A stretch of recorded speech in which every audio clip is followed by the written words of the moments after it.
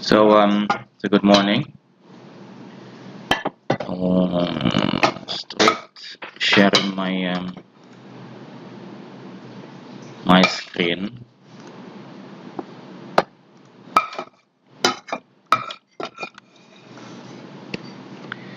Yeah. So today is the last class for this course, refining optimization, and then we are now in we touch a little bit on the supply chain optimization before we end the this semester. Um, like always, if you have any question, just let me know. Yeah. And well, this is our main references, but the supply chain is not part of this because the supply chain here it refers more to what other people know as operations research. And then within the mathematical community, there is this subset of that is operations research, where they try to to optimize operations or industrial processes in terms of mathematical problems. We have seen this, or we touched this already in the refinery, the linear programming, and then we explained a little bit on the that hydrogen pinch. If you remember that how we developed the general formulation for the hydrogen mathematical optimization. So it's basically the same approach. And then well, for practical constraints, we could do then a bit more difficult formulation. But now in this class, we only touch the basis. Yeah? There's a movie here which I think I will. You can look at it yourself. Some introduction, and then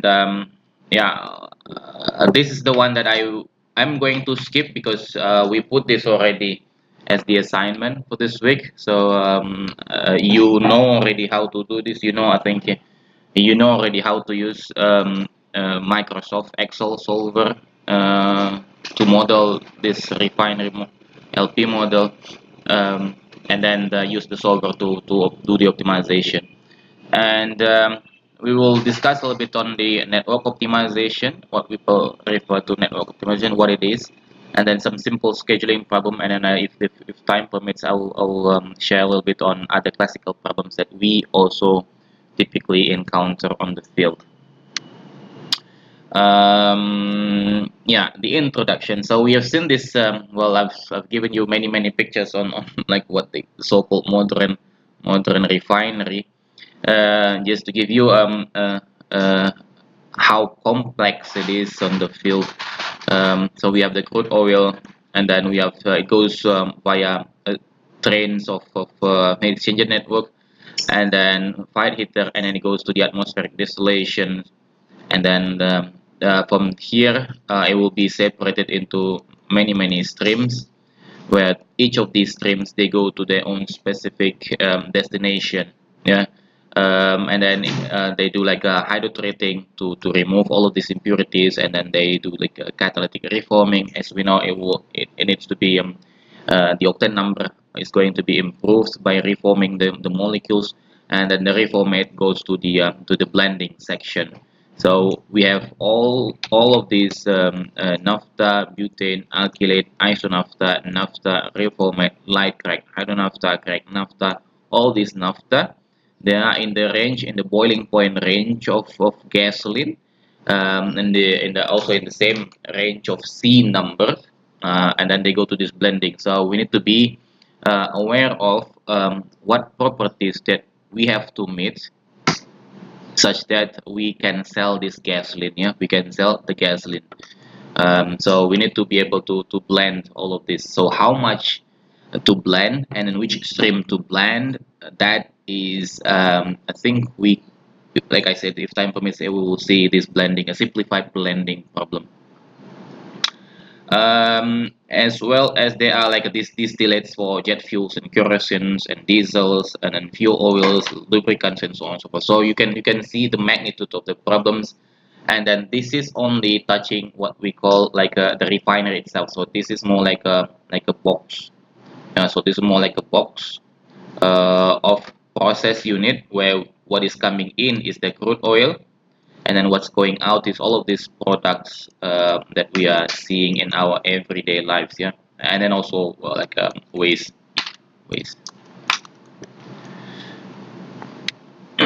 So this is one part of the problem. But then if we talk about the supply chain or value chain, whatever you want to call it, that big box, this big box is basically this one. I mean, yeah, it's basically this one for all the production units. And then the crude oil is then coming from here. So that crude oil coming from the left, it is coming from this all of these tanks, and it comes from the barges, ships, or wells, or whatever that it comes from. So this is what people refer to as crude supply and blending. So the same thing as I explained before on the gasoline blending. So they do have also, because they are buying this from different regions. Different regions goes to here, it goes to the tankage, and then what you have like a crude one and then crude two, for example, and then they for each of this crude one and crude two, they have their own specifications, and then this refinery always, like you saw already here, so it has already its own specifications, right? So we cannot just plug in any crude here. So we cannot just plug in any code here. It has to be like a specific code designed in such a way that it will then fit to this operating units, yeah, to fulfill a certain product demands. To fulfill a certain product demands. So if you want to, given this existing refinery infrastructure, given product demands that we need to fulfill, we can either like tweak whatever that we can tweak in this plant, but it will also be helpful if we can then select the best, or the I mean the more appropriate crude to be processed, yeah. And that is then the information. So this information, so this information comes because we need to know the product that we need to sell, right? Because if we cannot sell the product, means we are not making money. If we're not making money, that means the whole productions and stuff will be all useless. So we need to fulfill the products, what type of products, and then how much, in such a way that we know what to tweak over here, and then we know what to blend from the crude side. So the information is coming from the downstream to the upstream, as it's shown here, but then the materials will then flow once we know which crude to buy, and then to fulfill which product, and then the material will then go on the right. Okay, so we have, like I mentioned before, so we have all of this blending, jet fuel, kerosene, whatever, and then they will then be mix and blend, and then they will then go to the barge, pipelines, trucks, and so on and so forth, to the retail sites, so you can see your like your gas terminals here in the neighborhood. So and then it goes here, right? We have been discussing for last, I don't know, 4 or 5 weeks on this part, and then now this part is about from here, from this one, and then that one is about this one, yeah. But then in the end, it all involves end to end. So from here to there, that's the whole scope of this value chain, basically. So everything that I say is all written here, so I don't need to repeat that. And then we have also what people say like a process operations hierarchy. So they have this enterprise-wide planning. So what it means is, I think you already know this. The enterprise-wide planning is that they know which crude to buy, right? Which crude to buy, and then how much, and then from which country or which region, and then it will then be sent. So those crudes, each of those crudes, they will be sent to which refinery. So suppose that this company, it has many refineries at different regions, for example, or maybe take for example Malaysia. So they have like several refineries, and then they can take crude oils from within Malaysia, or they can also import it from different part of the world. Yeah. So it goes via ships or tankers or pipelines or whatnot. It goes to the refineries, and then from the refinery, they will then tweak it in such a way that it can then they can then make the required fuel demands. If they cannot make the required fuel demand, we discussed a little bit on this last time. We can also import a specific product, right? Import a specific product. That some countries do this as well. So instead of refining or trying to produce the whole products that are required within the country or within the region, you could also import this product. But obviously, this price will be much more expensive than the crude, which is of course right. And then so the difference between this price and that price that we're going to sell, that will then control whether the company is profitable or not. Right? So this in being one of the factors, unless it is like mandated by the government or whatnot, and then it goes into a different tangent of discussion. So, so planning from end to end, that's what they call like enterprise-wide planning, which code to buy to fulfill which demand and then which product to buy or to process. And then once they know, and then they go back what single site production planning, so they know, so the company wide, they know, well, we have to buy this code, that code, that code, and then this goes to one production site. So this production site, it knows that it will take this type of code and maybe also that type of code. Yeah, just an example. Okay, it will not do these other two types of codes, but then it will take these two types of code. So based on the planning, right? So that's why it's very important that people in this plan, they have updated LP model or whatever model, they have updated model of their own refinery, which then sends to the enterprise people. So that updated model really represents their operating conditions. So they can then get a a good type of food which they can process. Okay, once they get this type of food which they can process, they can then yeah, based on that current circumstance, I don't know, some unit is down, and then maybe we can squeeze a little bit more on some optimizations. But nonetheless, they try to optimize it as much as possible in such a way that they can produce the required demand of the product, and then they will then send it to the retail sites. Okay, so that is then the single site production planning, and then yeah, they know which code will arrive at their sites, and then in weekly basis they know which product that needs to be produced and sold a little bit more, and then the others.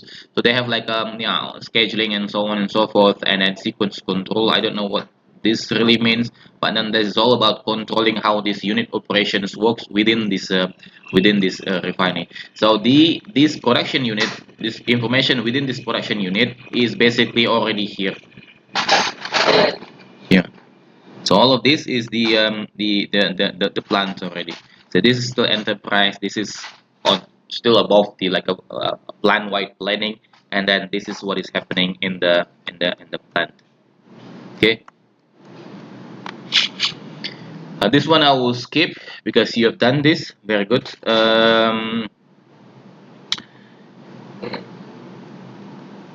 Yeah, we'll skip the discussion later. Yeah, you can do this with Afik and Chongyang. Now network optimization. So this example, what I'm doing now in this example, I'm now looking from this perspective. Is my mouse from this perspective? So we have sorry, yeah, assuming we have here. So we have refinery, and then we have like a terminal somewhere, and then we have like a retail site. Yeah. So we have refinery. I repeat, we have refinery, and then we have terminals. So from refinery to the terminals, it can go by pipeline, it can go by barge or by ship or whatnot, and then from this terminal, it can go by truck, to the retail site. Yeah. Okay. So we have the refinery, and then we have the terminal, we have the demand, which is then the retail site, and then from here, from a refinery to the terminal, it can go by pipeline, by ship or by barge or whatnot, and then from this terminal, typically it goes by truck, to the retail site. Okay. Typically speaking, yeah. And then there are a number of refineries. Say, for example, your company has like, I don't know, 3 refineries, right? Your company has 3 refineries in this case, and then you also have like 3 terminals to support Malaysia worldwide, for example. I don't know. So suppose that we draw the Malaysian I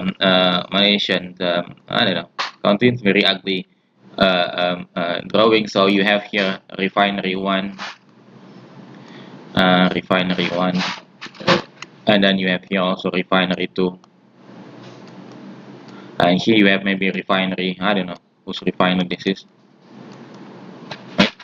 And then you have also like terminal. So this is another terminal. This is terminal. This is maybe another terminal. So you have three terminals, and you have plenty of how to call it, retail sites, the place where you buy your gasoline, right?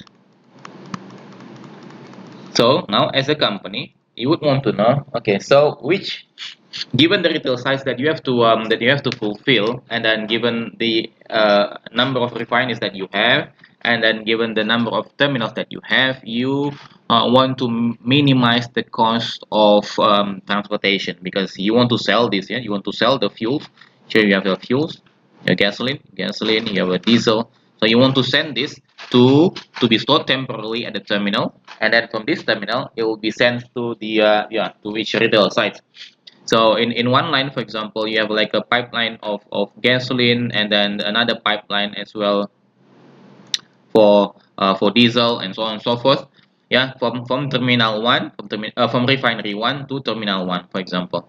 And then from this terminal one, you have another truck. You have another truck coming to this retail site, and then another truck going to that retail site, and so on and so forth. So we have this gasoline, and then there's this diesel truck, and then gasoline truck, and then diesel truck, for example, in such a way that you make it like a map. Here we call this, from chemical engineering standpoint, we call this superstructure. I don't know what other people call this, but then other people call this like a network. This is what other people call, so network. We call this superstructure. But not as it's the same. Yeah, it's basically we lay down all possible transportations, all possible, like in this case, the mass flow streams from one location to the other locations. You can think of it like this is a reactor, this is another distillation column, this is another distillation column, or different unit operations. So there are possible combinations from which you can send a material to a different unit operation or different locations. Okay. Any questions so far now? And then once we get this model, so this network model or this superstructure model, so this is very important, yeah, to lay down all of this. So this concept can be applied in all kinds of business, in all kinds of operations, right? As long as you have something is flowing, and then in every flow, for example, in this case, with my in every of this line, if this line exists, means you are sending gasoline, for example, from this refinery to that terminal. So if you are sending that product here, that means there is associated cost, right? And then as well as the same thing with here. So this is, if this line exists, means you are sending that product from here to there. That, and this, there is an associated cost for that. You can use the same model, yeah. So this associated cost, you can define it in according to your needs. Yeah, it can have like this fixed cost structure or this variable cost structure, and so on and so forth. You could also make like a different constraint, like for example, if this line exists, and that line may not be exist. Yeah, you could also see the you can also make that kind of constraints if that is exactly what is happening on the field. Yeah, I've seen many unique constraints depending on the region or where the problem presents. So the mathematical model, this is the network model or superstructure model, and this is then how we write it down in terms of mathematics. So we have seen this, I've explained this in the hydrogen pinch class. So you can look at it again. So what we want to do is basically we want to the objective functions. Yeah, first thing we went over this in terms of if we want to formulate mathematical problem for optimization. Number one is that we need to know what we want to do. Yeah, what do we want to do? So what we want to do is the objective function. So in this case, we want to minimize the total cost. Yeah, we want to minimize the total cost. So this total cost is here. Total cost is represented by, there's a cost from plant to terminal, as I mentioned. So we are taking into account this cost. So the cost from the plant to the terminal, plus the total cost as well, total cost from the terminal to demand. So in all of this line, So we have this cost, that cost, this cost, that cost, this cost, and so on and so forth. So this cost, that cost, this cost, and that cost. So you have all of these costs put together, they make the total cost. Okay, so as easy as that, yeah. So we define what we want to do, which is then the total cost to minimize, and then how do we define the total cost? Total cost equals to this cost plant to terminal, cost terminal to demand. Maybe there's a cost for the terminal itself, there is cost for, I don't know, some highway cost or whatever cost. And then in this case, to make things simple, what is then the cost plan to terminal? So the cost plan to terminal is this one. So we are we're summing. We make a total of every H and I. H and I. We go back here. So we have H is then the refinery. I don't know why I put it H here. I mean it's supposed to be like R.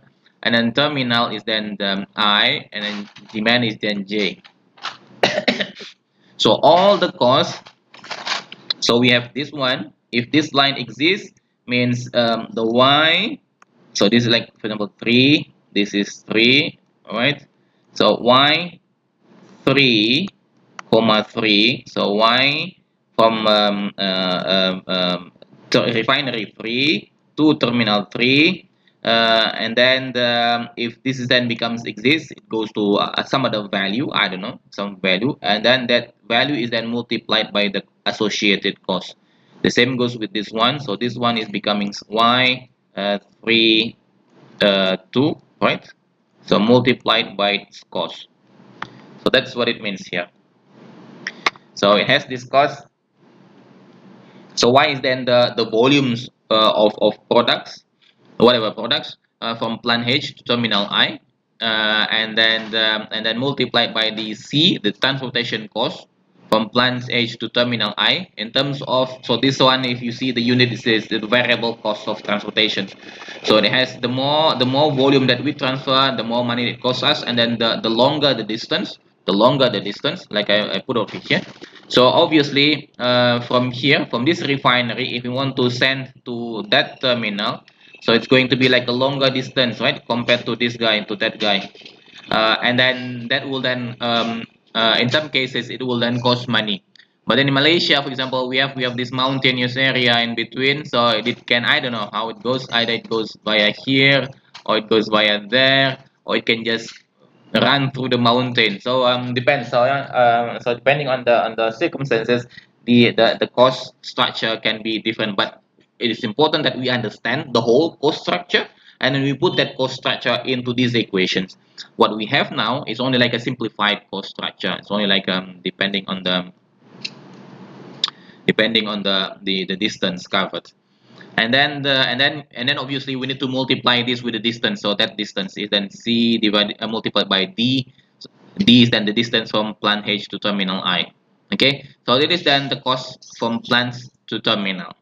Any question? No? Okay, so we do the same way from cost from the terminal to the demand. It's the same way basically. So this is then the volumes from the refinery to terminal, then the volumes from the terminals to demand, and then this is then the cost structure, and this is then the distance. F is then the distance between terminal to the demand. And then we have other constraints, obviously. That means this is this Y and then X, right? So Y is then coming from the plant to the terminal, and then X is then coming from the terminal into the retail side. So obviously, if we draw it here, so this is then your terminal I, and then so what's coming in, because we don't want to put we don't want to have accumulated fuels in this terminal. So what is coming in, it should be the same to what is going out, right? So if you put 10 cubic meter per day or 10 kilobarrel per day into this terminal, you have to send as well 10 kilobarrel per day into the to the retail sites. So that's the simplified assumption. Otherwise, you will have accumulation.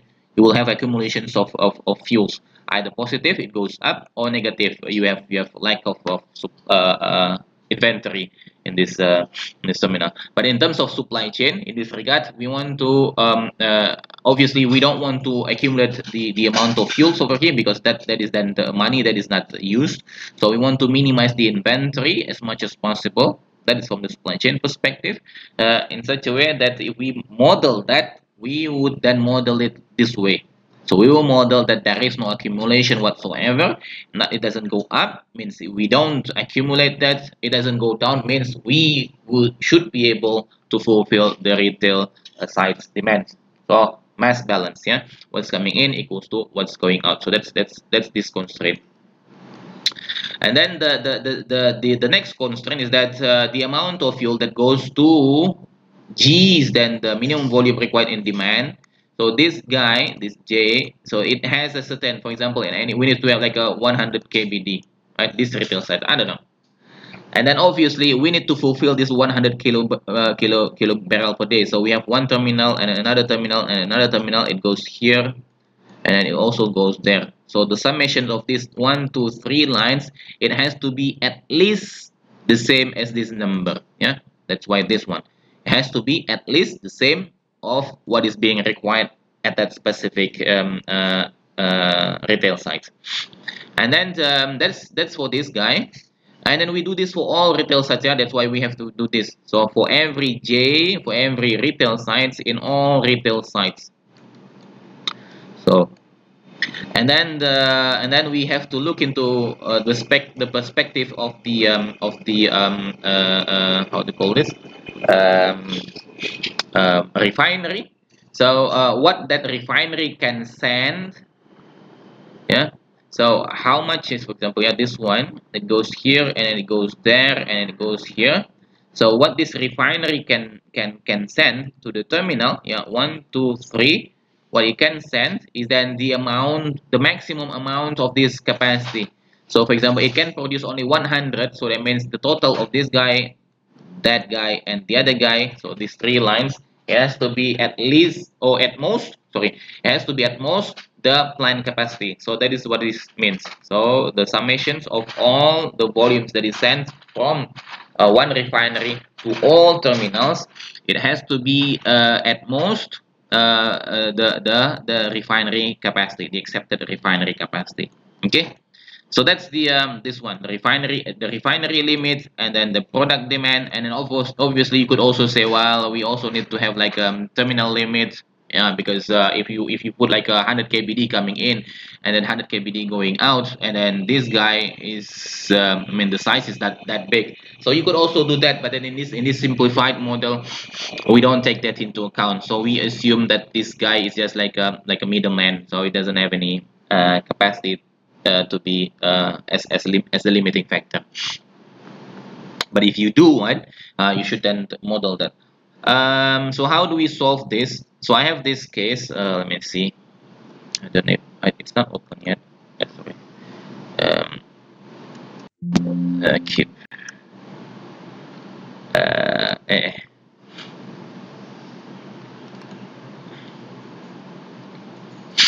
Any questions so far? So now I make this simple model. So for example, and I put it here in Java Island in Indonesia. So we have cities. So this is then our demand. So we have demands in Jakarta, Bandung, Yogyakarta, Semarang, Surabaya, Banyuwangi, Cirebon, Malang. So all of these cities, and then each of them, they require this amount of, I don't know, maybe gasoline or maybe goods or whatnot. So but basically the same concept. And then it requires 600 something, 600 gasoline, and then this is 450 gasoline or whatnot. So they have all of these demands for each of the city. So this part is basically this guy, okay. And then and we have like I put it distribution center, but this is in our case it's terminal. So we have a distribution center or terminal. There are 3 locations. Like in this case, there are 3 locations of terminals with the capacity. So here I put the capacity. So it's very inconsistent of me, but nonetheless. And then we have also the factory. the refinery. So we have 3 locations of refinery. Like in this case, we have 3 locations of refinery, 3 locations of terminals or distribution centers, and then a number of retail sites. Yeah, like in this case. So the capacity of the plants, you can see that the capacity of the plant is this, and that, and then the total is then 3,700. So there's then the maximum of products that these refineries put together, and then this then the maximum capacity of the distribution center can handle, and then this then the total amount or the minimum amount of product that each of that the whole cities demand.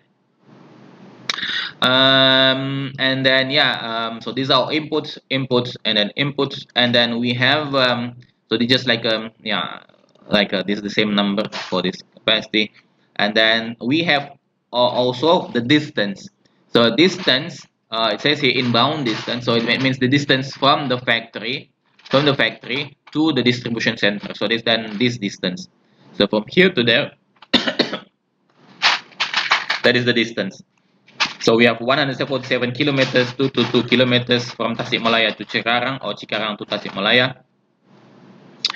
And then we have also another distance, which is then the outbound distance. That is then the distance from the terminal or the distribution center to the demand side. So we have all of this distance in kilometers. So we have demands, capacity, distance, data. And then in this simple example, we have so we have like a flat cost per mile per good. So this is then the cost associated if we transfer the goods from the factory, from the plant to the terminals or distribution center, and this is then the cost if we send the product from distribution center or terminal to the retail sites. Okay, so we have all of these costs, which means so right. So let's see.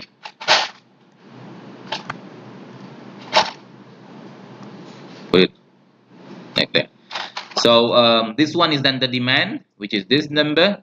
This is then the plant capacity, which is that number, and then we have now we have here distance. So this D plant to terminal, which is this one, and then this F is then the terminal to retail site, which is this one, and then the C over here is that one, 0.08, and then this E is then the 0.1. Okay. And then the question is then to fulfill this demand, how much that we have to send from which distribution center. So that's then the outbound transfer. So how much is then being sent from Cikarang to Jakarta, from Cikarang to Bandung, and so on and so forth. Yeah, from Sidoarjo to Yogyakarta, and so on and so forth. So this is then the results. I'll delete this.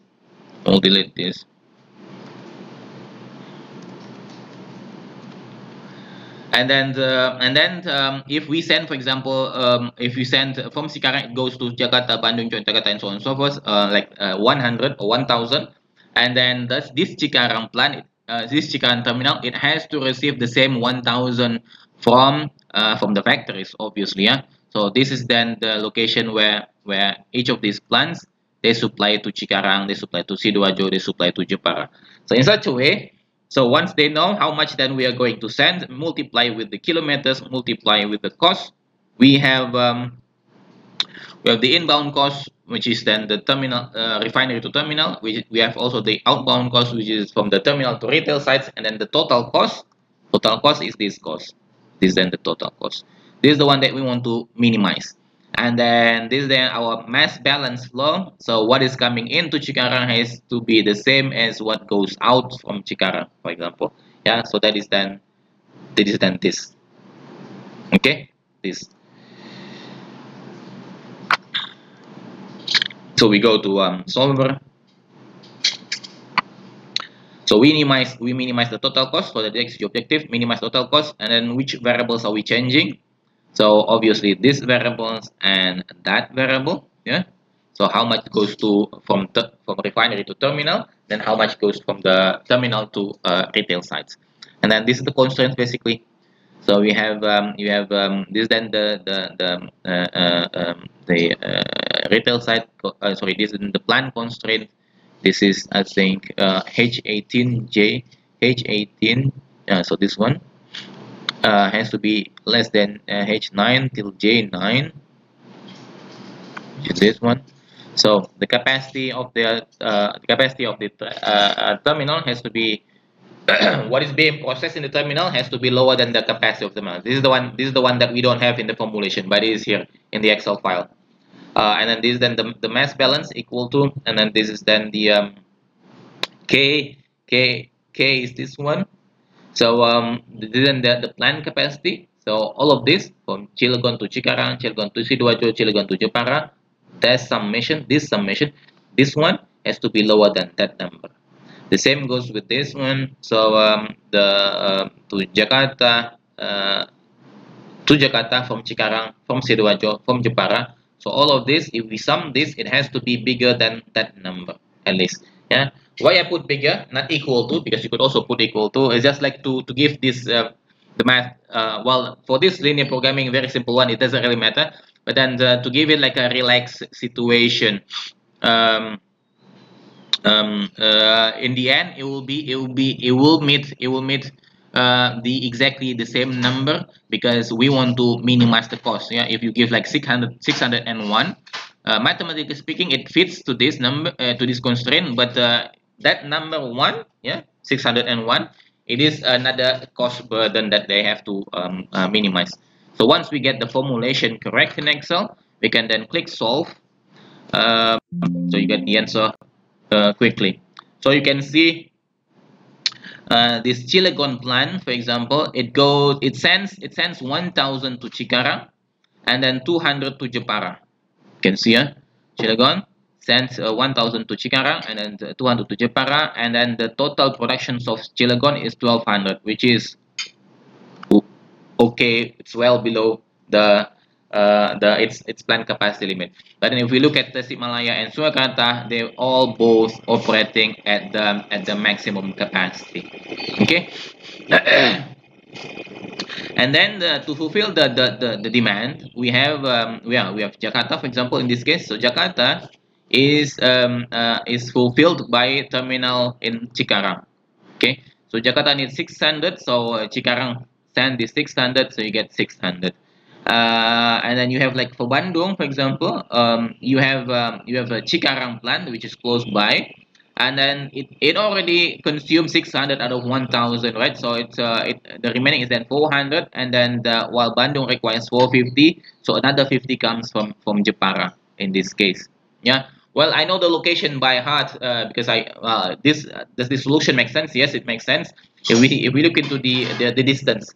I don't need to see the distance because I know the locations, but I will show you in a minute. So from Bandung, for example, see this Bandung. So from Bandung to Cikarang is 112 kilometers. So it's very short distance. And then the next cheapest option is obviously from Jepara. So from Jepara to Bandung, it's only like 500. Well, it's 500 kilometers compared to from the Sidoarjo to Bandung, so 700. So it is obvious that that Bandung should be fulfilled by Cikarang as much as possible, and then if it cannot be fulfilled, it can then be fulfilled by Jepara. Okay, simply because, well, Cikarang is like only like 1,000. But you could also say, okay, so this then the configurations, and then this then the total cost, right? So the total cost 156. Say, for example, well, can we do something? So this is then your business analysis. Yeah, it's your business analysis now already. So we will be okay. I showed you. Oh, a minute. So your chemical engineering skill stops here in the production unit, and that if you move out of this boundary, you rely more and more into your mathematical skills, the optimization skills that we are now learning, and then what you have had already in the optimization course, and then your business perspective. Okay, so you will need those two more than your chemical engineering, because there's no fluid mechanics, there's no heat transfer. There's no reaction engineering here already. But your math skills and optimization skills are really required. And then you can say, well, suppose that if I can, because I can see now this Cikarang is I want to like, for example, I mean, I don't know. For example, yeah, can I increase the terminal site in Cikarang in such a way that I can fulfill both Jakarta and Bandung, because Jepara to Bandung is very far, and then it's 500 kilometers, and then the drivers will get dizzy and sleepy. There will be like a hazardous situations over there. So you could think in that line, and you can say, well, I have like 1000. So if I put this is the smallest distribution center, right? Chikang is somehow this smallest distribution center. I can increase this by okay, maybe 200 or 1200, right? And then from here you can do another solve. You can solve, and then you get your results. Get your results. Here's my results.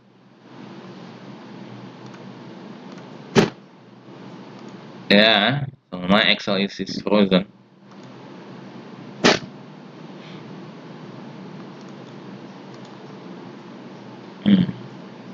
I don't know what happened.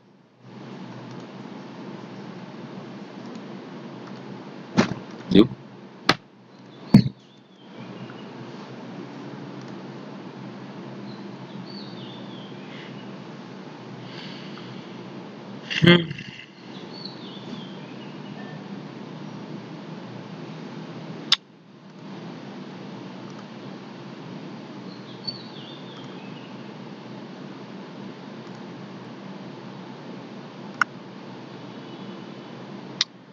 Let's open this again.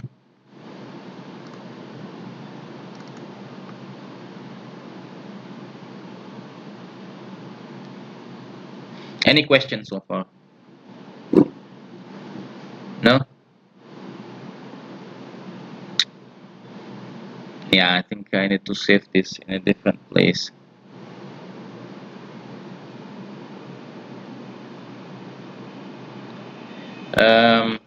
Anyhow,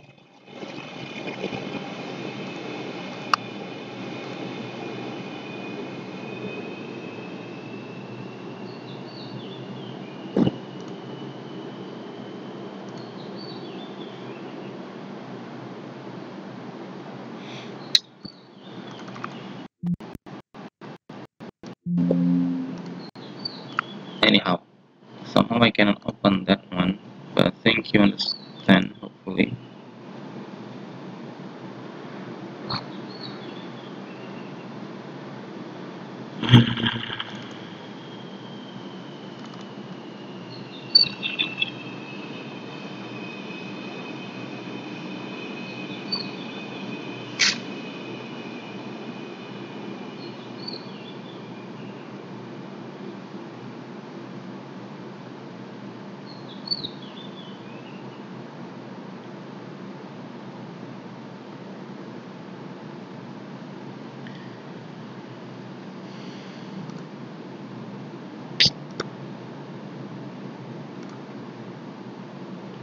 Right, so where were we? So we increase this to 1200, see what happens, and then solve. So you can see now the whole Bandung is supplied by Cikarang, and then Cikarang even can supply Cirebon, which is a location nearby. So a location nearby, right? So it was 156. You can see 156 was the cost, the total cost. Now we are at 142, right? So there is this 156 minus 142 is about 14,000 something. Yeah, 14,000 something. So that 14,000 is then your profit. I mean, it's the saving that you can achieve. And then to achieve that saving, you need to increase the capacity of the distribution center by 200, which is then 20%, right? So the amount, I mean, the amount of money, the investment that you have to make to increase this by 20%, it should be if you want to get this option up and running, that means that investment, it should then be lower than the amount of saving that you will get. So the amount of saving that you will get is about 14,000. So the investments to increase this should be lower than 14,000. Yeah, should be lower than 14,000. Or if you do this like quite frequently, like in weekly basis or in monthly basis, so that means if you specify like, oh well, my payback period, for example, if you do this, yeah, if all of this is then transferred or done like monthly basis, assume monthly basis, so that means in a month with these options you can save 14,000 in a month. And then you can say, and then you have to increase this by 20%, it will cost me like 50,000. It will cost you like 50,000. So that 50,000 divided by 14,000 is about like 3 4. So 4 months, in 3 to 4 months you get your payback periods already. Yeah, can you follow me? Hope you can. If not, then please ask me questions. And then you could also extend this. Yeah, you could also extend this. Before I say to extend, these are the if you're about to code this in Pyomo using this GLPK software, you have the codes over here. So it's you can do it on your own. And this is then the results of the network. So it goes from Cilegon to Cikarang. I don't know if this is still the same. So if I put this back, let's say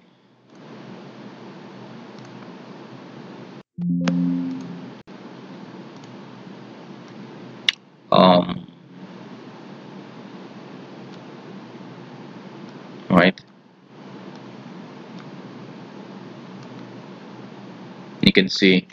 So from Cilegon it goes 1,000 goes to Cikarang, and then 200 goes to Jepara. See, 1,000 goes to Cikarang, and 200 goes to Jepara. And then from Cikarang, we saw it already. From Cikarang it goes 600 goes to Jakarta, 600 goes to Jakarta, and then 400 goes to Bandung.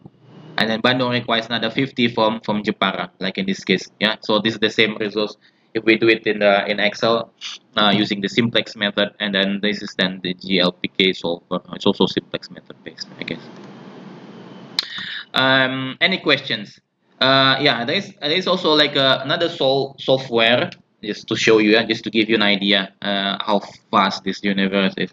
So there's also another software typically used also for supply chain optimization, and that software called AIMS. So I will let them. So you can code the same thing here. It's just you need to do some little bit of coding. So you have input data, output data. I'm not going to go through this detail, but one feature is then the web UI. So it has this application which can be deployed. So you as the engineer, you can make this on your own, right? And then you give this tool to your, I don't know, your economists or your business people, or even if you want to do it on your own, because the model is very simple, and then it can be applied in all cases. Yeah. So you have your plant capacity, Cilegon, Tasikmalaya, Surakarta. So it's all like input data. So you can change this distribution center, same number, and then the retail sites for the customer. Okay, I put like also the summations so we can see. So this number cannot exceed that number, simply because we need to, this terminal has to fulfill all the customers, right? And the same goes with the distribution center, has to be lower than the or equal to the plant capacity. And then this is then your cost from plant to distribution center, cost distribution to customer. So I put this like in Scala. This is like this thing. And then the same number, and then we can click solve. And then once we get to solve it, it goes to the results, and then we can see. So we can see the same thing. Yeah, from Cikarang, where was it again? So now in this case it's a bit different somehow. So Bandung is then supplied completely from Cikarang, and then Cikarang is then sent from Tasikmalaya and Surakarta. Maybe I think the distance is a bit different. The distance is a bit different. And then because I just simply made this yesterday evening, so just to show you. So you can see that, for example, yeah. So you can see if I Google, so you can see all of this. So Cilegon is a plant. Right? Cilegon is a plant. It goes to Sidoarjo and goes to Jepara. So plant goes to Sidoarjo. It goes to here, to Jepara. Where is that Jepara? Oh, here. somewhere here. So 1100, and then it goes 400 to Sidoarjo. It's not a 400, say this one 400. So 400 to Sidoarjo, which is very far. So I don't know why. I think I missed the input. It's not correct. This was in a rush. And then there's Cilegon Tasima. I think this is different, right? I mean, it's the same. Okay. Well, anyhow.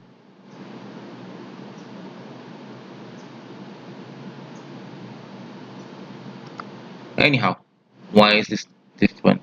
I think the distance is different with the name.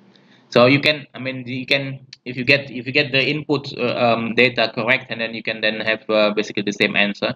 But in this case, just to show you, you can visualize it, and then you can then make sense. Having this map, you can make sense whether these numbers are truly practical or not. Yeah. And you can also, even with a little bit of your IT skills, if you have one, or not, if you hire another IT people, so that you can then go using this Google Map kind of like a road. So we know which terminals is being supplied from which refinery, and which retail sites are being supplied with which terminal. Yeah. And then you can also say, you can come back like I put here. Say for example, if I increase this, for example, I don't know, maybe 0.05, I don't know, something, and then you can then click solve, and then go back, and you can see a different, probably a different picture. I mean, different number. I don't know. Okay. That's just to give you an idea. And then do you have any questions? No. It's very strange here. And then simple scheduling problem. So that's about network optimization. Yeah. So that's network optimization. You can apply this in all kinds of applications. So I made a joke one day with my other classes. So if you understand how to develop this, and you understand the cost structure associated with this kind of problem, you can become the like general manager Asia Pacific of McDonald's, for example, because you know where to buy your chicken, you know where to buy your potatoes, your flours, and so on and so forth, and then you know where to put your retails of this McD. So you can become a great one day. A simple scheduling problem. So this one, it will take a little bit more time just to give you an idea why it is there. I've had the experience on we have like a limited budget, right? So suppose we have your budget is like a 5 million ringgits, and then within this 5 million ringgits, there are dozens of projects which you can either say continue, or you can say stop. Okay, you can say continue, and then you can say stop, or you can also like find another like fund sources somewhere. So that's what we did. So I think I mentioned to you about this financial pinch. When did we discuss about this hydrogen pinch? But nonetheless, this part is about the scheduling part. It's not about prioritizing which project to do. Yeah. But it's more like, suppose that we know that we have selected some projects, and then we need to say, okay, given the resources and the cost that we can allocate per time, which project that we have to do. It's very simple. There are many algorithms already. I just need to make mention of this. So there are many algorithms already. What I'm going to show you is the simplest one, just to give you an idea. And then it is based on discrete time formulation. Means it is like a discrete time means we evaluate, because the money comes like I don't know if it's like 1 minute. Yeah, it's in monthly basis. So the money comes in monthly basis. All the quotation comes in monthly basis. So this is year 1, year 2, and then each of this year you have month number 1 to February, March, April, and so on. So there are 12 months, and then so there are the 12 resource allocations. 12 I mean monthly resource allocations, monthly money cost, whatever allocations. So we have and then each of the project it has the certain characteristic. It has a certain duration. For example, this project 1, yeah, project 1, project 2, project 3. We have project 1. So project 1, it has an activity 1. So each of this project, it has different activities. Yeah. So one project, for example, this project 1, it has A1 and A2 until A3. So there are 3 activities for one project. So you could make like, I don't know, dozens or 100 activities. For example, in this case, maybe I don't know, maybe like just to give you a quick one. So maybe procurement, for example, procurement, and then maybe EPC, right? So engineering, and then procurement activity number 2, and then EPC construction, EPC number 3, right? So take that as an example. So EPC, so engineering, 3 months. Procurements, I don't know what kind of engineering, and then procurements is like a 1, 2, 3, 4, 5, 6 months. So 6 months of procurement, and then 3 months of construction. So that gives this 12 months basically. And then each of these activities in each project has a certain duration, cost as well, resources, and then also sequences if any. Yeah. So project I can overlap, means you can overlap, right? For example, in this month 3, project 1, we are doing project 1 simultaneously with project 3. You can see that, yeah, as an example. And then, but then the activity, it cannot be it has to be sequential. So activity number 1 will have to succeeded by activity number 2, and then followed by activity number 3. Yeah, you cannot do like activity number 3 and activity number 1 and activity number 2. It cannot be, that it's not acceptable. And the notation over here, for example, in this month, so if we have like a y project 1 activity 1 in the month of 1, you can see in the month of 1 is equals to 1. So that means this project, this particular project is there, it is done, it is being, sorry, it is being done, it's going to be done. Yeah, it's going to be conducted. This one as well, this project 1 activity 1 in the month of 2, for example, in the month of 2 is going to be conducted. But then if we look at this empty cell, project number 2 activity 1 in the month of 1, it is equals to 0. Can you see? Because it is not there. It's equals to 0. So it is here. So project 2 activity 1 in the month of 4, that will be 1. Okay.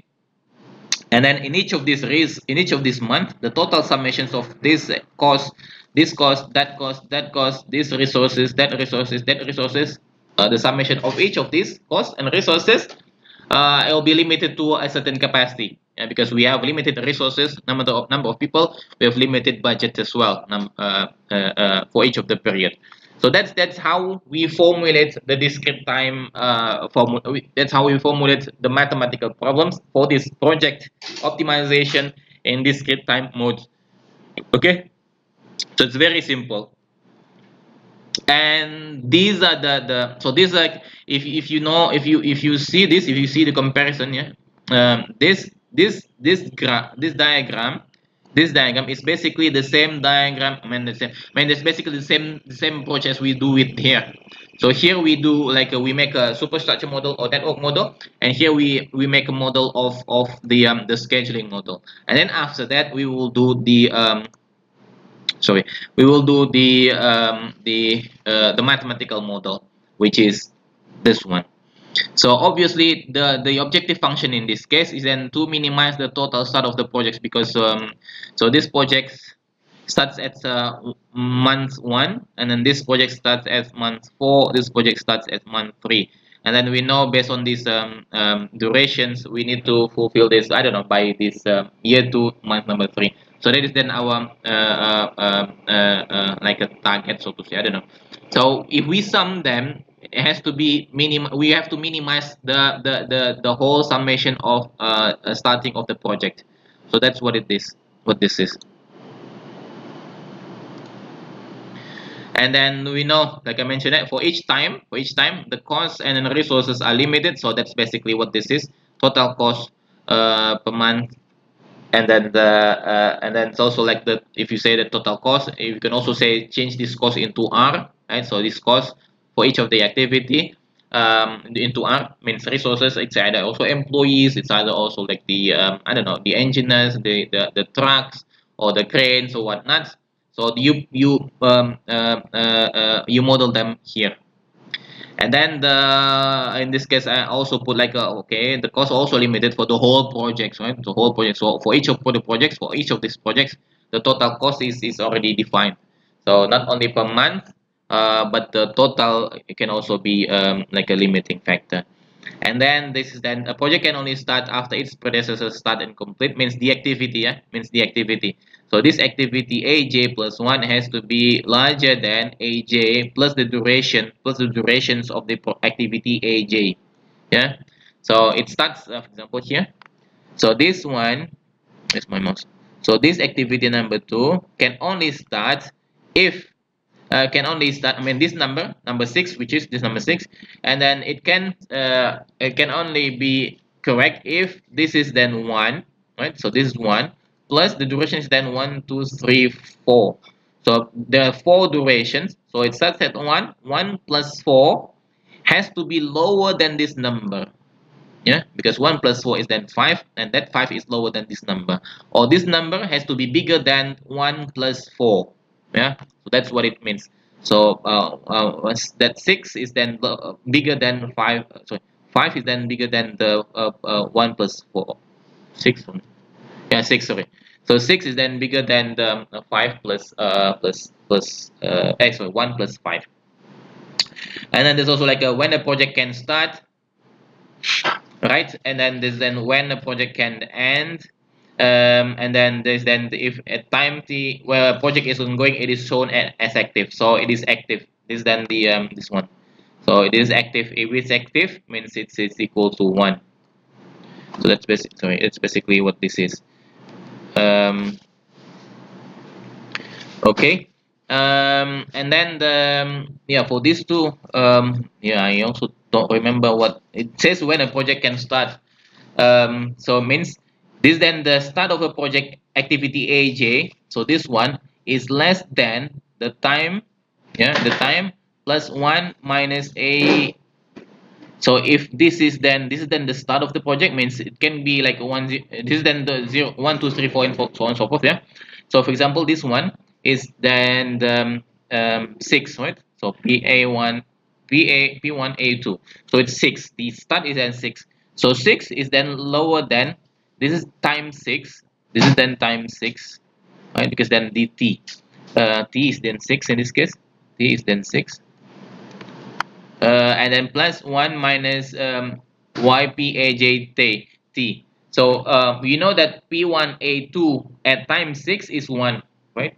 In this case, for example, so this is 1, so this guy is then 1, and then it says, well, 1 minus 1, and then it is then the 0 times a big M. M is just like arbitrarily a big number, so this whole thing is then like 0, and then 6 is then less than or equal to 6 in this case. Okay. So that's how this, because these two constraints, they are related, when it can start and then when it can end.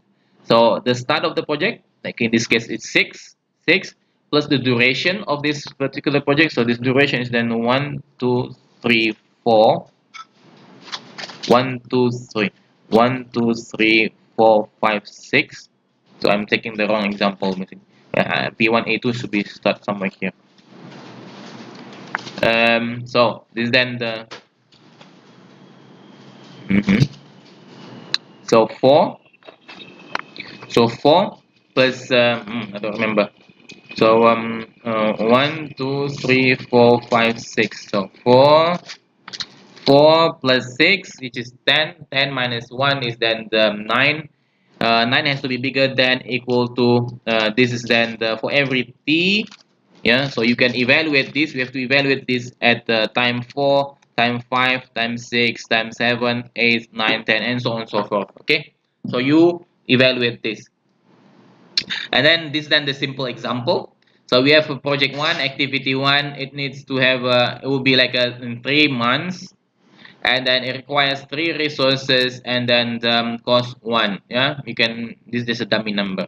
And then project 1 a2 activity 2, we have 6 months, 3 resources, and then it's expensive somehow, and so on and so forth.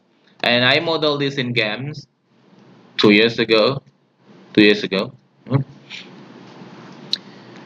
And then this is basically what that is. So these are your constraints. The start, the sequence, the durations, and then the end. You can see the end, and then the objective is then the total activity, and then the earliest schedule. So the earlier, so then the objective function. So we need to make sure that it is as early as possible. So what we want to do is then to minimize the early schedule. And then what we have is this is what we have. So we have here, for example, I just take this one, yeah. So project 1, activity 1. So it starts in the month 13, and then it goes to 14 and then 15, and then project 2 it starts at month 1 and then month 2, so it's there. So activity 1 of project 2, activity 2 of project 2, activity 3, activity 4 of project 2, and so on and so forth. And then once this is complete, I think because of the cost limitations or the resource limitations, and then we can then complete this, yeah. And then there's another results that I don't show because it's going to be too small to be seen. So all in all, it tries to minimize the total number of this, because this one starts at 1, this one starts at 13. So and then the other project starts at somewhere, and then there are some. So if we then summation this 1 plus 13 plus something something, and then from this solver, it seems to be like the best schedule which yields the lowest the earliest date of starting or completion. Yeah, I have it here, the results, but so it's the same thing that I do in Python. This is the code. You can use the code here. You have the slides already. Now, so we have still like 50 minutes or so. Do you have any question? It's a lot to digest, especially in the production, but this production is yeah, it will need more time to exercise. But then at least I hope for this first 1 hour you get this done correctly, this network optimization. If you have any question, just let me know. If not, then I will continue to the other classical problems. So these classical problems is like a mixing problem. So number 1 is that mixing problems. Doctor, sorry Yeah. to interrupt a bit. So just a little bit of a question. So for this I think these 2 weeks lessons I see got this traces of Python. So is this like inside our syllabus also? Will it be like tested inside the final, or just for our reference? This is for your reference.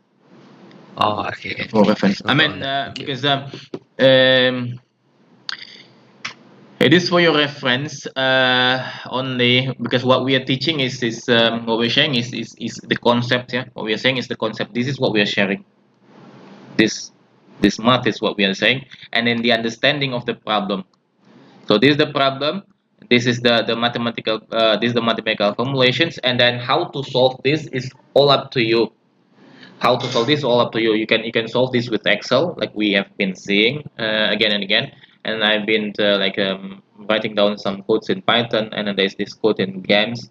So it's solved. These are tools. These are tools. What really matters? What really matters is um, what really matters is the how we can formulate a problem given the circumstances that you are in. So you have a problem, and then how you can then formulate that into math problems, and then from that math problem you can easily solve it. Yeah, you can easily solve it. So from problem to this math, that is then the most difficult activity. Okay, solving it is very easy. You have a solver, so if that solver cannot solve it, that means that's a solver problem. But let's make sure that you get the math formulations correct first, and then we can always tweak it, yeah, in a way that we can solve the problem in a reasonable time. I mean, if we go deeper into this realm of mathematical optimization, this part is quite difficult to the more complicated, for example, yeah, this scheduling, because it's discrete time based. So it's combinatorial problem, you can see.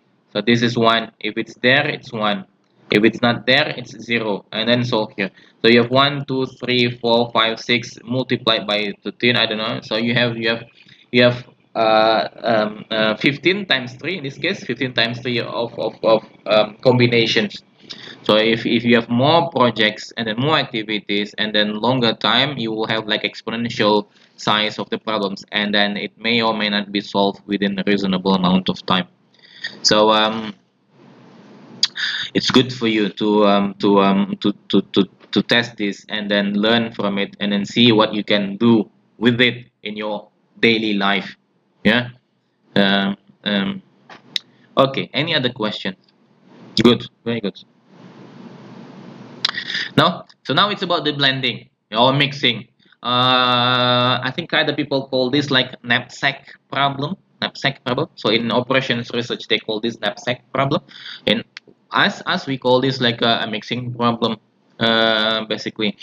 So this mixing is very simplified, which is quite true. I mean, it's acceptable for the octane number, but then it may not be true for other property mixing. Yeah, because you learn in thermodynamics, there are various types of mixing rules. Yeah, you're aware of that. So different thermodynamic models, they also have the different mixing rules, and then also you can customize even your thermodynamic model in your simulation software. So I'm using this kind of like a vapor liquid equilibrium fugacity or EOS based thermodynamic model, but you can then also select different mixing rules. Well, that will be for another class if you don't know. um um so where was I? So we have like for example, yeah, gasoline. So we have a gasoline RON 90, RON 95, and so on and so forth.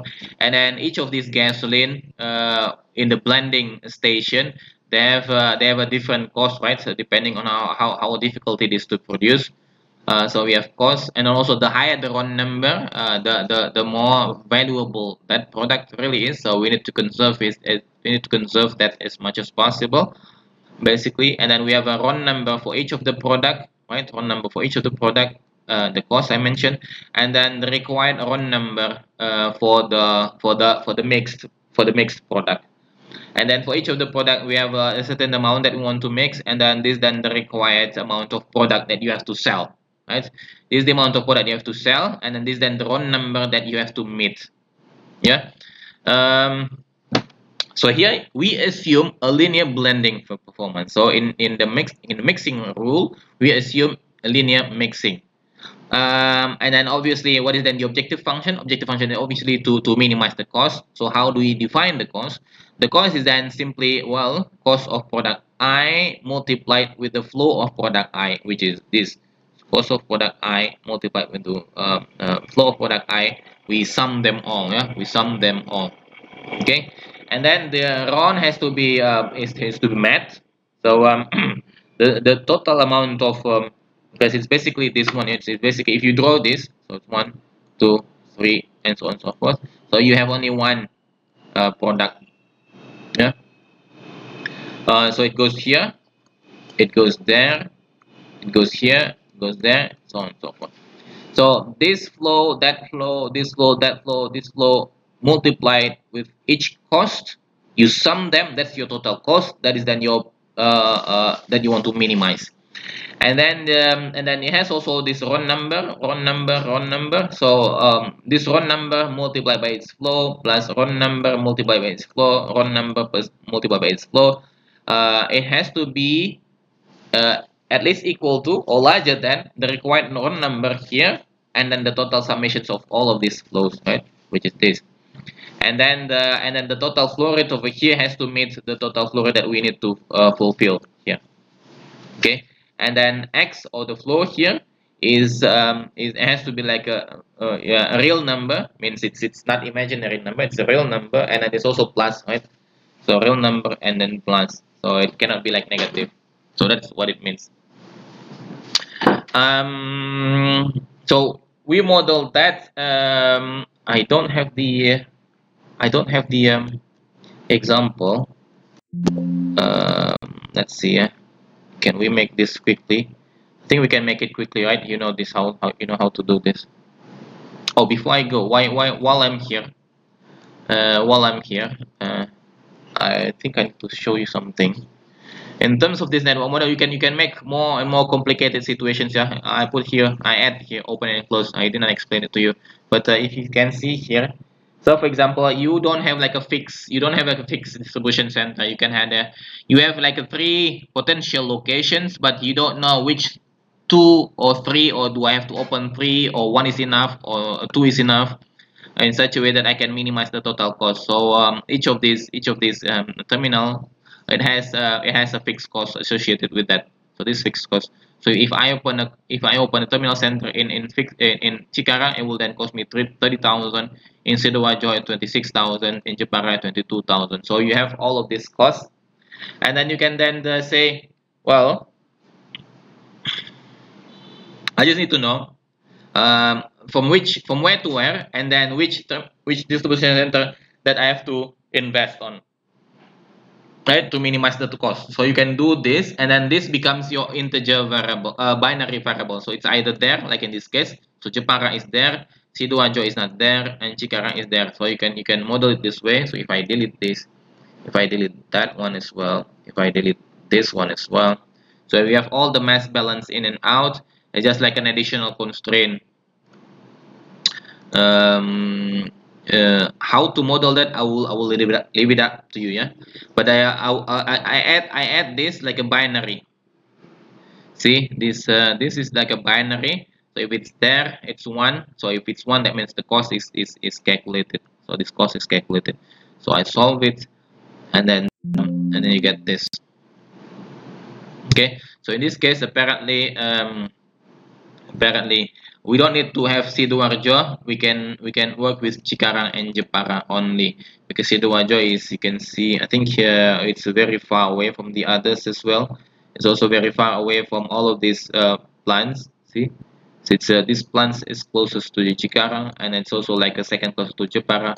Sidoarjo being the furthest terminal possible for this. So it gives you like an idea, and then you can always expand this to your own situation. Yeah. So that's this my an example. So now we go back to the octane number. Where's that octane number? I don't have the example. Let's make it quickly. We can spend another 5-10 minutes on this. So if suppose, for example, you have xi, right? So you have cracked gasoline, you have light naphtha, mid naphtha,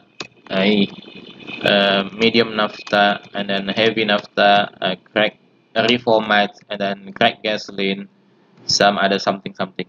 It's swimming. Yeah? So you have Ron number, Ron I. This may be like a 50 and 70 and I don't know, 75 or something, and then the format is at 100. This then may be like 90, I don't know, 105, something like that. So put this like 80, I don't know. And then you need to fulfill sorry,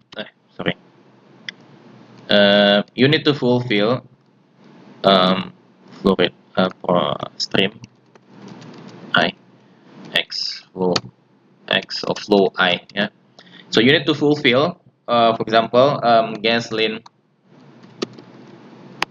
is then flow is then, I don't know, maybe 100, flow, sorry, Ron is the, how much is then Ron 95, right? And then this is then the Ron, and then this is then the flow requirement, maybe this is then the 1000, I don't know. And then you have max flow, right? Because your stream is then limited. So if we have, I don't know, maybe you have like a 500 here, maybe light naphtha is too much, 200, maybe like 400, and then maybe like 400 as well.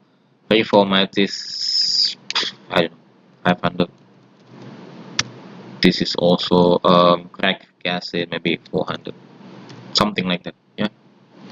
So the question is then, how much is this? Because this is our independent variable. Yeah, how much is that? In such a way that we can fulfill this. So you can say now a mix flow. So this is going to be like the summation of, yes, the summation, yeah, all of the summation. So that guy, and then this, then the sorry, mix flow is this one. and then the mixed run number. So that means you have this. Can I think some product? I can some product. This comma that one.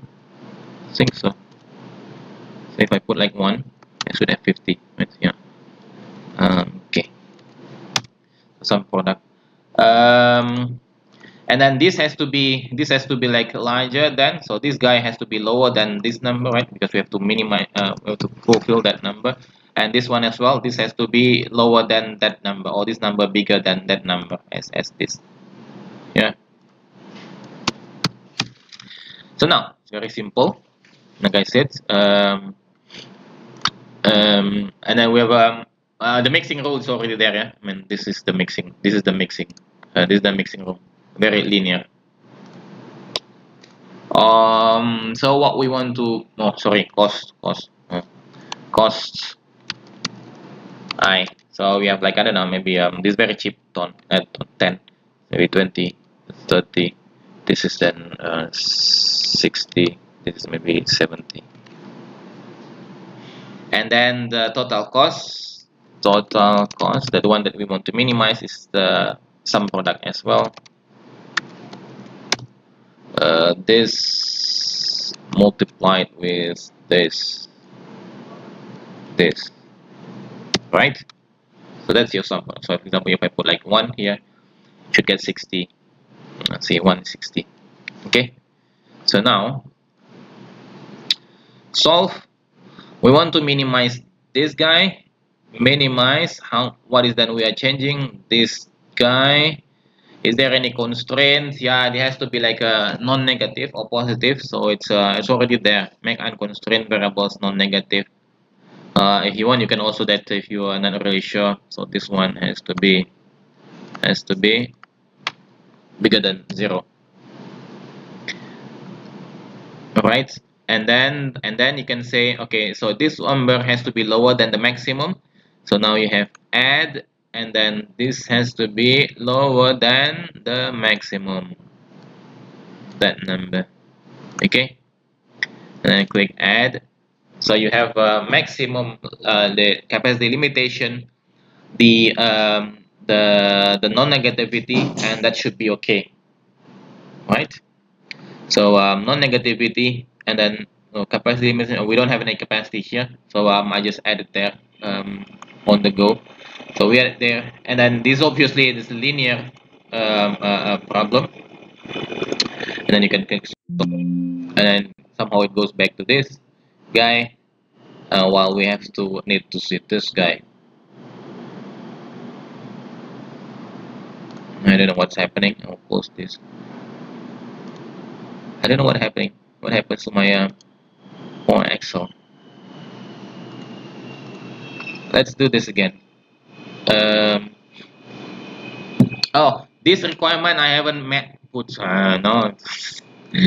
See now, guys, let me know that you are so sleepy because you don't seem to pay attention. I make several mistakes already. It's very sleepy Saturday morning. Eh? So this we have to fulfill, which is not there. This the constraints is not there. So we add.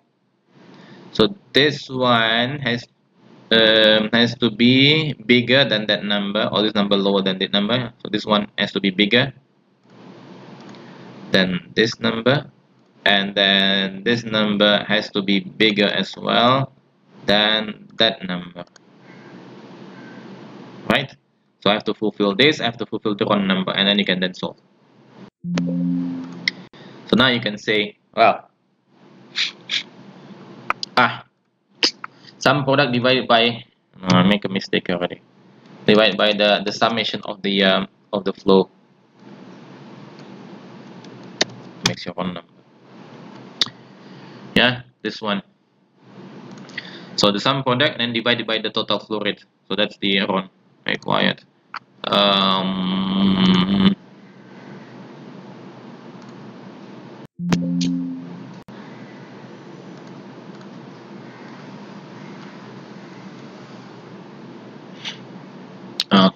Put this one. So this is no longer, if this is no longer, because it is a variable, this is also a variable, so variable divided by a variable, that is non-linear already. So even though this we have a linear blending calculation, but the whole problem is no longer a linear problem, it is a non-linear problem. And then this non-linear problem, and then we can then say solve. Yeah, so you can see we are producing 1000 and we have the run number is 95, and then the way we do that is that we simply neglect this light naphtha, mid naphtha. We will be using heavy naphtha, maximum amount of the reformats, and then the half of the cracked gasoline. So that's how we do that. Yeah, so for example, if I put this, like, I don't know, maybe it's very expensive, um, and then and then what do we do? Because it could also be the case where we cannot meet. So now, see, so it increased the mid naphtha a little bit, maximize the cracked gasoline, and then put the reformat as slow as possible because it costs a lot. Okay, so you can do that. Yeah, you can do that. Yeah, by knowing the how to formulate the problems, then you can then easily code that into Excel. And then if you are well versed in games or Python or AIM, then you can then do that there as well. Okay. Now assignment. Do you have any questions? I think we have like 1, 2, 3 plant location problem. Or plant location problem. It's basically the same problem that I put here, and that the terminal. Remember that terminal stuff? The terminal stuff where I put like either 0 or 1. So that is then the plant location problem basically. So you can then switch that around into, instead of specifying whether the instead of specifying making this for the test distribution center, you could also make this kind of a formulation for the factory. So that's what it is. So I think I will go with the assignment problem, and then we close it for the day. Yeah, one last time. The rest you can read on your own. So this assignment problems is, for example, we have a jobs or machines, so you have unit operations. This is typically if you work, I don't know, I think most of you work in continuous plants, right? You work in continuous running plant. So if you work in the batch processing units, like for example, I was working in like a color mixing unit like 15 years ago, something. Yeah, 15, 2009, 14 years ago. Eh, sorry, 13 years ago. Sorry, it's a very long time. So I was I was working there to make a resin, and then they make various formulations of resins with only like two reactors, and then one impregnation line. So then they have to queue, and then there are many blending of coatings to get the color right, to get the properties right. So for that kind of environment, this assignment problem formulation is what we need, like one of the important things that we have to have the knowledge of. So we have like where's my so we have like activity 1 or job 1, and then machine J, and then there's a cost associated. So if you do job 1, for example, if we do like mixing component A and component B in vessel A, in vessel 1, for example, it will then cost me this amount. So this cost depends on the how complicated that mixing is, because one is then the very viscous, the one is very easy, the other one is that it needs to have like a very precise control, right? So you need a specialized equipment in addition to that. So the more complicated it is, the bigger it is, the more cost associated with that type of job in that particular machine. And then in other vessels as well, you can then mix a different type of combinations of components. So it's basically that for that kind of processing plants.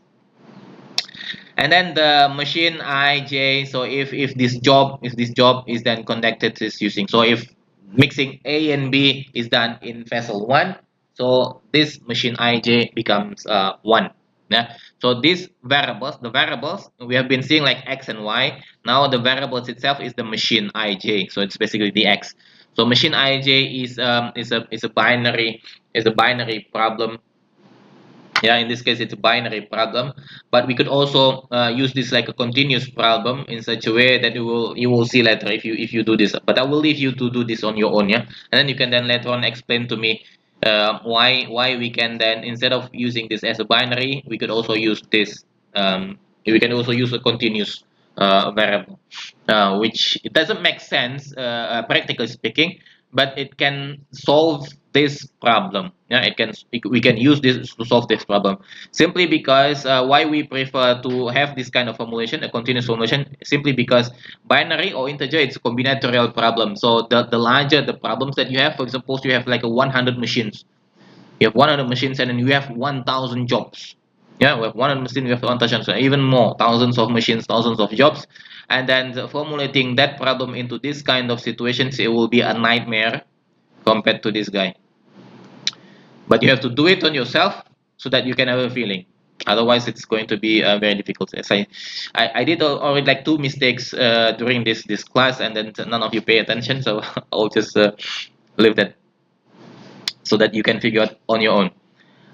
So total cost the same, so we want to minimize the total cost, so it's the cost per machine, and then if that machine is then being used. Yeah, so each job is job, it can be done using only one machine. Yeah, so you cannot mix so suppose that you have a job of mixing A and B.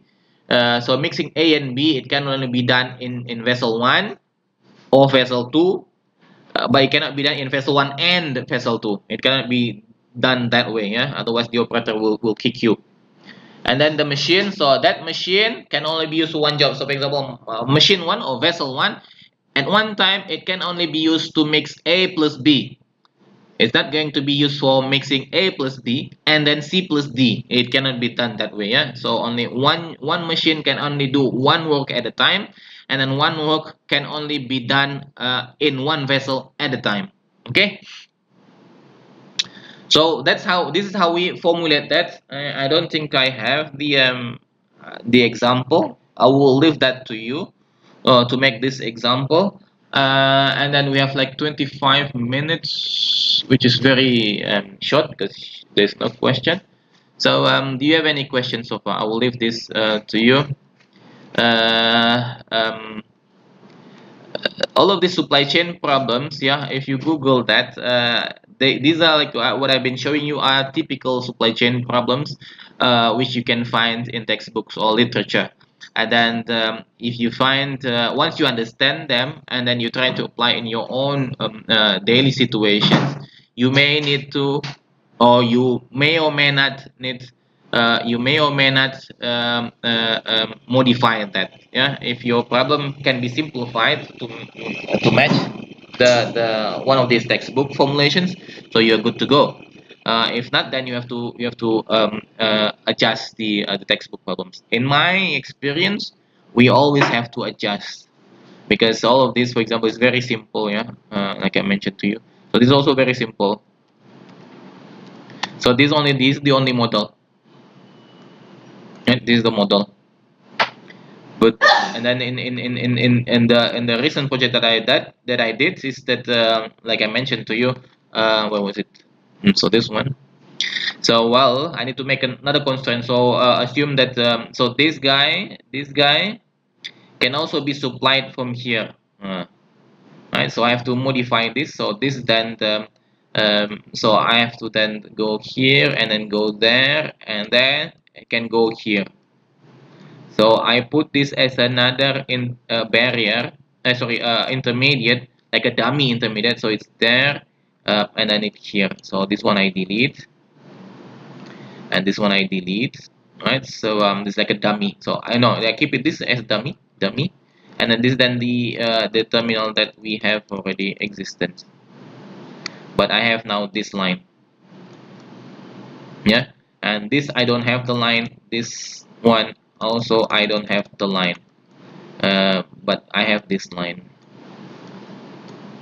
Yeah, so so depends on the situations and on the sides, and then you can then adjust the formulation in such a way that it matches your constraints basically.